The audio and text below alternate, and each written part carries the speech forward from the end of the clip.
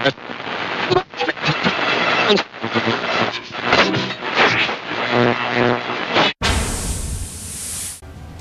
everyone and welcome to TGS Next Gen with me, Jamie. Today I'm having a look at F1 2015. I know it's been a while since we recorded anything and put it live on TGS Next Gen.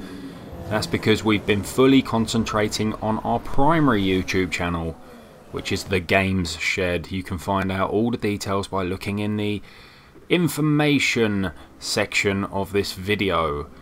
Now, I've decided, because I'm playing this game a lot, I'm going to put down a lot of footage on TGS Next Gen so you can see my progression with F1 2015. I've already released 2 videos of F1 2015 on the Game Shed YouTube channel, but now any further videos will belong on this channel. So what I'm going to do, you can see here, I'm on round 2 already of a championship season.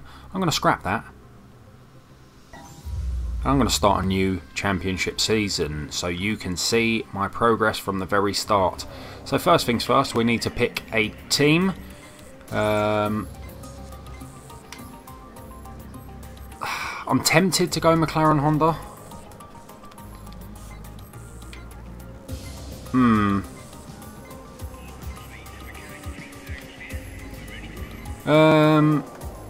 You know what? I'm just going to be Lewis. I'm going to put it on hard. We'll challenge experienced players. There are also expert and legend mode. Medium and easy as well. So I'm going to put it on hard. And our races are going to be short weekend, which comes with a 15-minute practice, 1-shot qualifying lap and a 25% distance race. Normal is a half race distance and long is a full-blown race. 25 is about 15 laps or so. So here you go. 15 minutes, 1-shot qualifying, 25%, weather is dynamic. So let's see the race settings. AI driver level is hard. Flashbacks are on. I'm going to try and not use them. There you go. And assists, this is where it's at. Okay, this is all standard setup so far.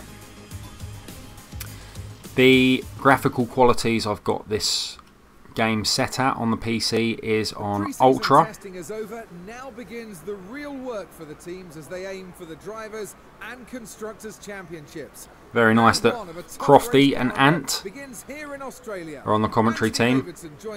David Croft and Anthony Davidson.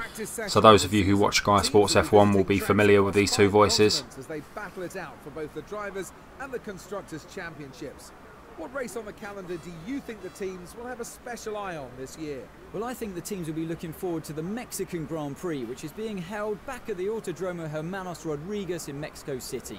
It was last run way back in 1992. Very, very scripted. To the sport, reforming one of the greatest partnerships in F1 history with McLaren. Do you think they can rekindle the success they had during the 80s and the 90s? It won't be easy, but so there aren't many mechanic models. You will notice that a lot of the mechanics appear in each of the garages, This could mark the start of their return to prominence. which is a bit of a shame. But I mean, if they're cutting that and upping other settings. So Jeff is my engineer.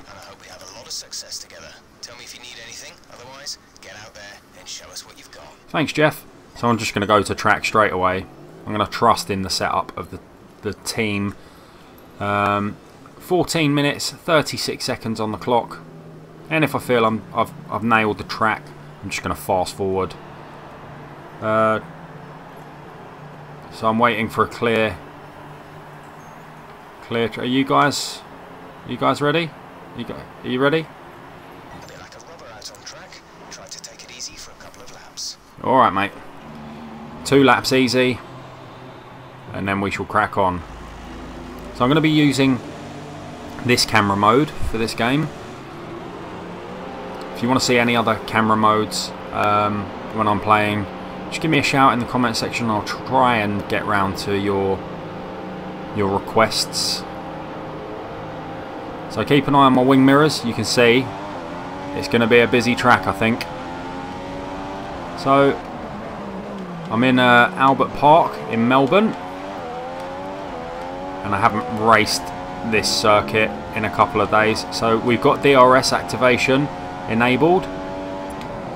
So every time you see Lewis's thumb just pop up there, he's activating his DRS. So those of you who don't know what DRS is, it opens the oh shit! It opens a little flap on the rear wing of the car, and it reduces. It's called DRS. Hang on.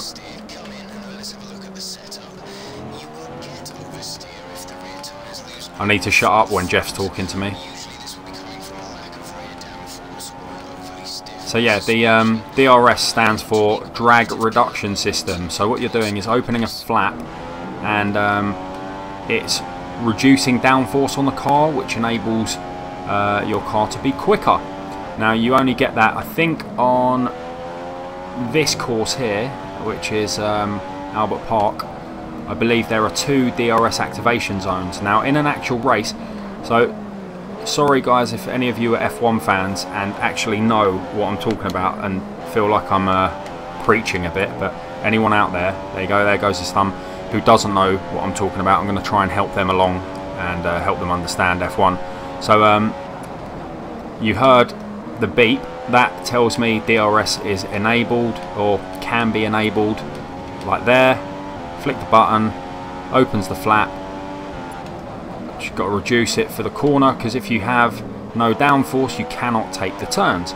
So I can use it to my heart's content within the activation zones in this 15-minute practice session, but in an actual race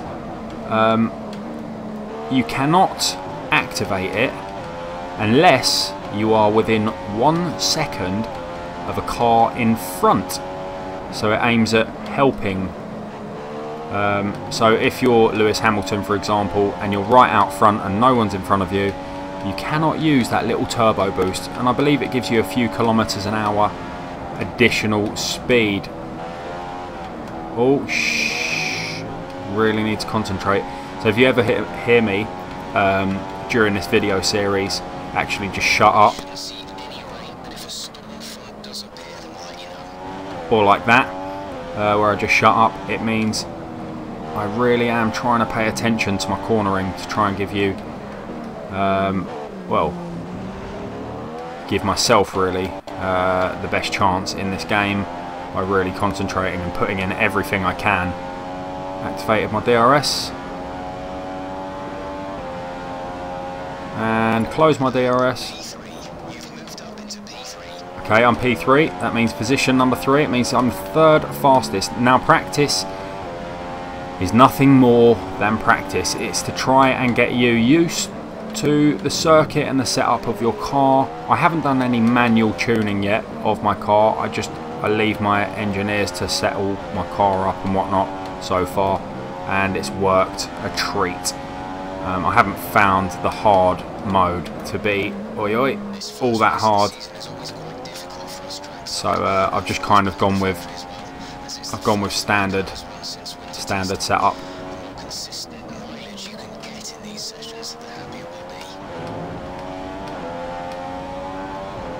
Right, I'm going to do maybe just this lap, and then I'll come into the pits and I'll fast forward it a bit. That was nice. Took them 2 corners exceptionally fast.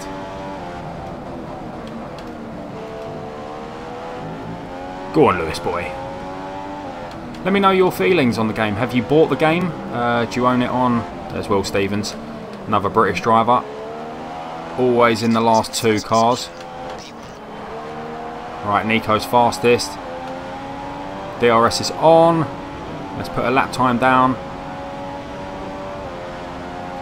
I am fastest. Right, I'm not bothered anymore. Let's come into the pits.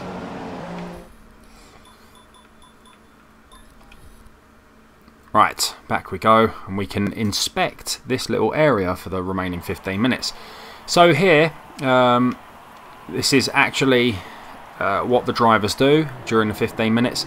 They'll come into the garage, they'll let their mechanics have a look at statistics, keep the tyres warm. You can see them in the blankets there. They're just covering the tyres to keep them heated, because the colder the tyre are, the less grip there is. I'm still in first place. As the TV screen in front of me. It's clear it's not going to rain.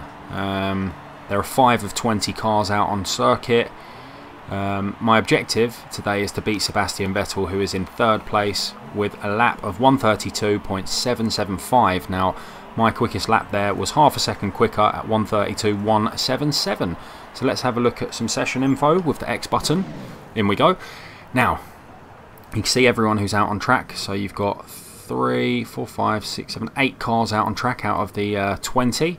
Rosberg in second. He's just coming round that dirty little 90 degree. There he goes, and he is my teammate. What else can you see here? You can see the different weather temperatures within sort of 45-minute segments. There's 9 cars out on track now. I can fast forward these 7 minutes by holding the right trigger, but I'm going to show you some more bits and pieces. There's a live lap time grid, if you like, and that gives you fastest sector time. So the lap is set into, it's split into 3 sectors. You can see there S1, S2, S3. So I put in a 31.738, which isn't as quick as Nico Rosberg's fastest sector 1, which was 31.526. My second sector wasn't as fast either, but my third sector I absolutely nailed it and took off almost a second just on that third sector. I've put in 2 laps. Nico's only put in one quick lap apparently. Everyone else has only put in 1 quick lap. So there you go. It's comparing me to Daniel Ricciardo at the moment. For some reason I'm quicker in sector 1, slower in sector 2, quicker in sector 3. And if I highlight up, if you look on the right hand side, if I go to Rosberg, he's faster in the first 2 sectors, I'm fastest in the third. Same with Vettel, I'm quicker than Kimi in sector 1, etc, etc. So if I move on, there we go, we can get a driver's eye view of a live television feed of any driver. So let's see what Nico put in. Oh dear, I've got to go out again. Nico's just put in first quickest. So I can scan to next car. So there's Valtteri Bottas, Romain Grosjean. The track is really busy at the moment as well. Jensen. Listen to this, right? There's the Lotus. Listen to how it sounds. And let's listen to the McLaren Honda. Doesn't sound as nice. There's Fernando in the same McLaren Honda. Danny Ricciardo. So there you go. And you can change the views of the camera for the different drivers. So let's just have a look at Nico Hülkenberg, and when he gets into a DRS activation zone, if you just want to keep an eye on his rear wing, we should be coming up to one pretty soon. Doesn't the game look lovely? So keep an eye on where it says UBICS. Not yet. On the home straight. Round he goes. Took that corner nicely. There's a fast lefty here. Through he goes. And a nice quick right here. And you should see this flap opening up within a couple of corners, if my memory of the track serves.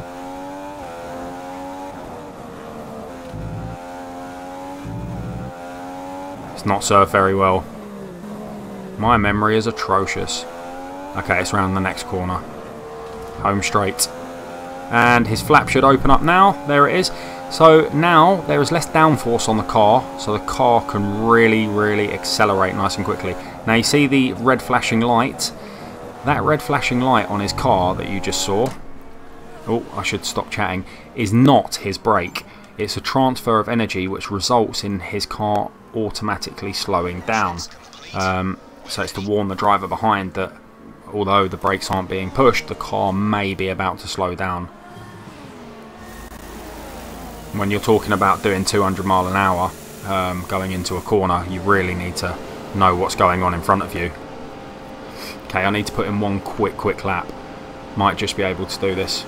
I should get over the line and then be able to set a quick lap, because I'm in second place at the moment. And that's no good. Right, come on, Lewis. Okay. This lap doesn't count, guys, because it's called my out lap, and it means you start from the pit lane, and therefore it's the whole lap time doesn't get counted, because effectively you're not starting kind of flying, as it were. When I say flying, I mean you're not at full throttle by the time you initiate the lap. So therefore I can afford little mistakes like that. However, I won't be able to afford it once I've gone across the finish line and started my flying lap. Why is it called a fucking hell? And bear in mind that your out lap as well, your tyres are cold, so you can turn into a corner with a lot less certainty. Yeah, you've really got less grip when you come out the pits. Takes a good few corners to warm up.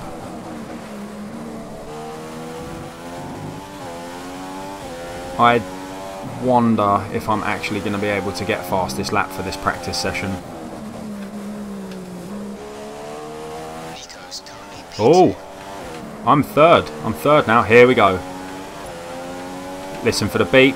Right, this is called the flying lap. Let's do this.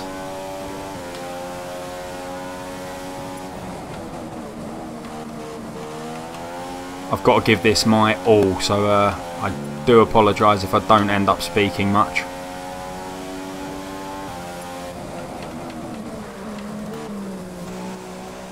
Lock up there. That was bad. It means I stabbed the brakes far too hard.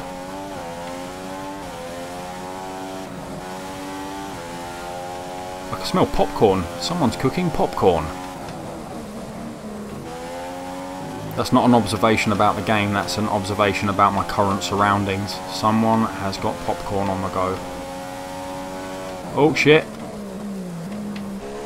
Gone into that turn wrong, on the wrong side of the track. I thought it was a left-hander. And that's where practice makes perfect.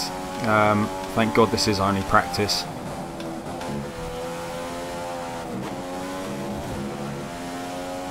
Had to cut those corners very tight there. I very much risked a penalty. You don't want to do what's called breaching the track limits, which means to go right over the white line with both sets of wheels.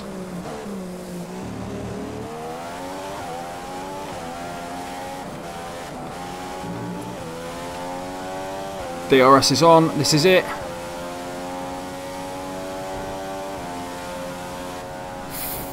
Fucking hell. That's no good. That's no good at all.